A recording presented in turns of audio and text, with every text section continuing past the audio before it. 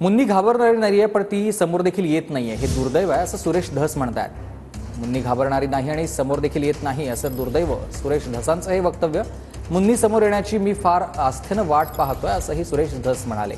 भाड्यानं माणसं बोलावून काहीतरी म्हणायला लावलायचं आणि यापलीकडे त्यांच्याकडे देखील काहीच नाहीये, सुरेश धस यांचं हे विधान।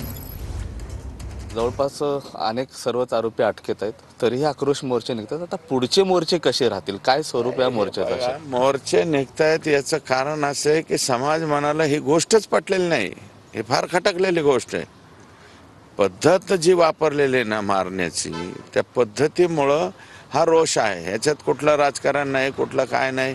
आता हे भाड्याने देऊन माणसं बोलवून घ्यायची आणि कुठंतरी काहीतरी म्हणायला लावायची, याच्या पलीकडे तिकडच्या लोकांच्या हातात काय राहिलेलं नाही। एंटायर सगळ्या समाजाला हे खटकलेलं आहे, त्याच्यामुळं आक्रोश मोर्चे निघताय। SIT असेल, CID असेल, तपास आणखीन थोडं जलद गतीनं झाला पाहिजे, होतोय। आणि आमचा गृह खात्यावर, मुख्यमंत्र्यांवर लोकांचा विश्वास आहे की मुख्यमंत्री कोणालाही सोडणार नाही। काल दुपारपर्यंत तुम्ही म्हणालात की मुन्नीला आमंत्रण द्या, मी चर्चेला येतो। आम्ही मुन्नीला आमंत्रण देण्याचा प्रयत्न केला होता, मात्र मुन्नी आणि तुमची काही चर्चा झाली का? मुन्नी समोर येत नाही।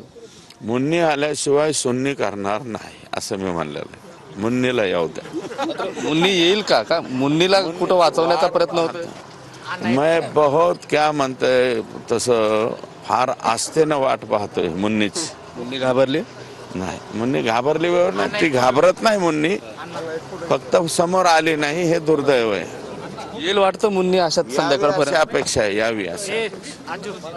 चर्चा कडक होईल का मावळ होईल मुन्नी सोबत? कशी बी होऊ द्या, तयारी माझी। कॅमेरा पर्सन विनोद सह मी महेंद्र कुमार मुधोळकर, TV9 मराठी, धाराशिव।